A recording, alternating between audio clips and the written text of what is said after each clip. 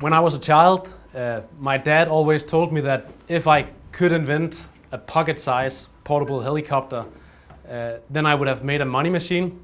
I haven't really succeeded in building this portable helicopter yet, but I think this is my first try at something that could turn into a money machine. Who has the clicker? Thank you. And just to kind of let all of you understand what I mean when talking about a money machine, I imagine something where I put $1 in and I get $3 out. Now, we are two founders at Easypractice. The other founder is a great guy. He believes in building a great product and he loves our customers. So I don't see any problems in me saying I only care about strategy and making money because the other founder is the nice guy. So the focus today, growth, profit, making money, and building a money machine.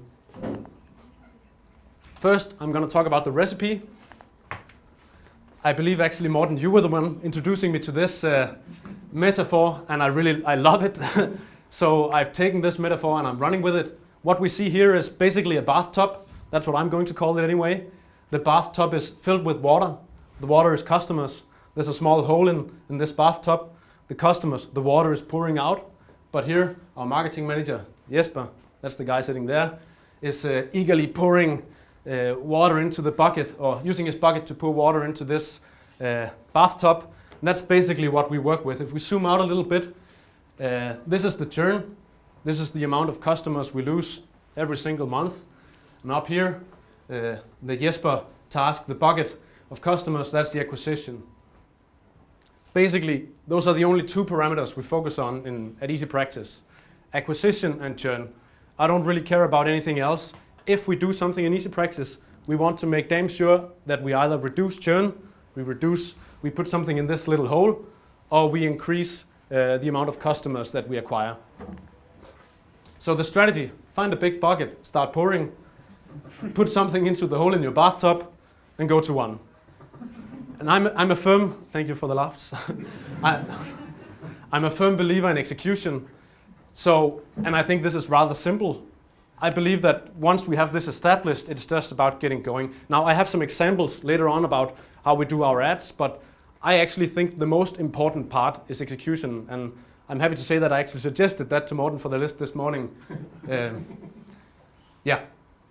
Basically, the pouring part, at Easypractice, we call that marketing. Sometimes we call it customer service as well. The hole, in the end, the churn, that's what the product developers handle.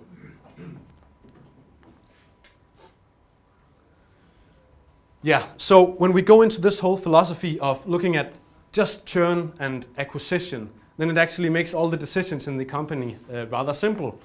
Because the first task we could look at would be, for instance, the churn. So if we minimize the churn, then we're sure the customers stay longer. If the customers stay longer, then we're sure we're going to make more money. Because we're a subscription-based company, so we get 200 kroner each month from our customers, so we want them to stay on for as many months as possible. It's pretty simple.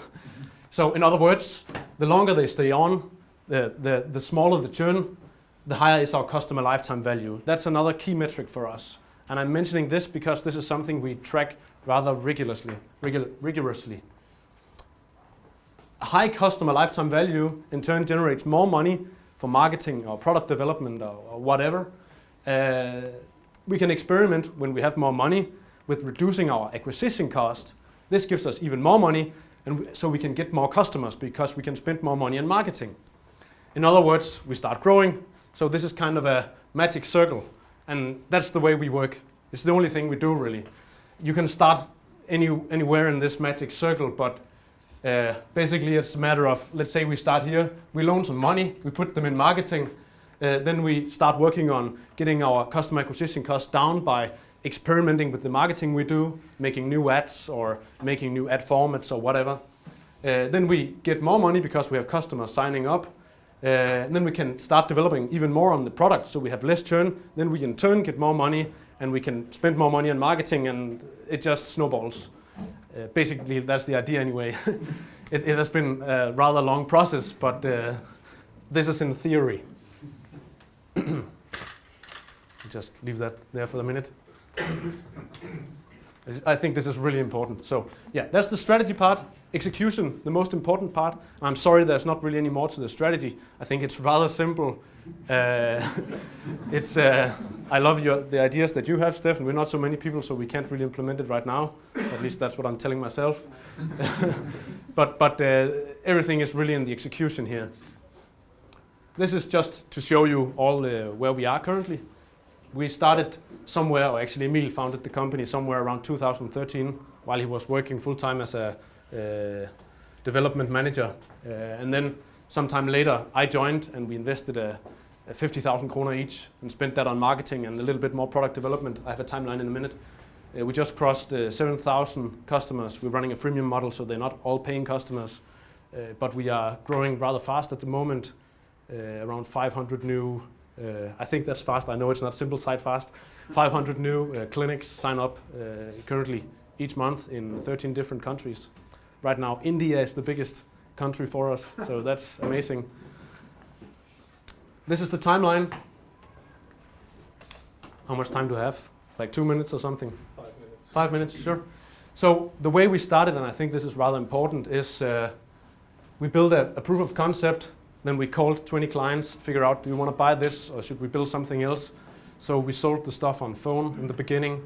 Then we spent a little more time figuring out, do we want to build a company? I have another company with 26 people working there, which is doing great. So it was also a big decision for me to start something else. But at some point, Emil, who was the development manager in the other company, quit. We dedicated him full time to work at this. Then we increased the budget. We figure out, okay, it looks like this magic circle is actually working for us. The more money we put in, the more customers we get. The more customers we get, the more money we have to reduce churn. And so we decided, what the heck, let's start experimenting some more. So I loaned around 1 million kroner to the company. That was last year. Then we hired the best developer we could find from a competing agency to help Emil. Then a little further in, and we opened in 10 countries actually, which Børsen wrote some articles about. Actually, they wrote it twice. I don't know why. I don't think the journalists knew each other. So that was rather funny, and I didn't mention it. Thanks. Then we opened 10 countries, and obviously we didn't open the countries because we wanted to market ourselves in 10 countries. It was an experiment. We figured out, okay, the UK and Sweden is working fine for us. So for a while we were in Sweden, UK, and Denmark. And the websites we made were actually just Google translated in the beginning. Actually advice from Morten, I think. Or perhaps we made that up ourselves, I'm not sure. We just Google translated the websites, started marketing ourselves in all these countries, figure out where do people sign up, and then we focused our money on that. So recently we did this again. I loaned another 1 million to the company. We hired some more people, and we opened 3 other countries, Singapore, Thailand, and India, because we figured out they're really, really dirt cheap on Facebook. So why the hell not? And now we can see India is just going crazy. Our acquisition cost is 5 times, or the Danish acquisition cost is 5 times bigger than the Indian one. So it's crazy. Yeah, the way we run the company, we have 2 teams. Team Churn, that's the product builders. My team in Belgrade, Serbia, and here. Key actionables. I'll move fast. Validate the business through phone. I think that's extremely important. Sell this shit before you build it. Never send receipts for customers. If they get a receipt, they know that they are paying for something. And if they know they're paying for something, they might sign off. So don't do that. Don't be afraid to open countries and close them again. Just experiment. Do it as fast as possible. Use Google Translate for validation. It works fine. You'll get some complaints, but then you know you have customers. Complaints are good because that means someone wants to do something with this. Having a great domain name doesn't matter at all. We don't, and it works fine. Make job postings on Facebook, not because you want to hire people, but because you want to have people tag themselves for reach. It's a really good idea. They tag all their friends and everyone if there's a job where they know someone who could be interested, and then everyone sees your brand. So, great trick. Don't hide your sign-up form. Put it just right in front on your website. If you go to easypractice.net, you'll see our sign-up form as the first thing. Ask your customers for favors, like what Stefan says. We also send out hygge mails. We don't call them that, but it works tremendously well. Track progress. Track your lifetime value and your acquisition cost. It's extremely important. This is the way we do it. This is from 2014, and this is something we've coded ourselves. We don't use so many fancy systems, we just execute. So it could be much better. But here we track the acquisition cost, how much money we spent, and then we know how much money we'll make because we can see how many customers we have. Yeah, I have a lot of ad examples. We'll just scroll through them now because I think my time is up. Thank you.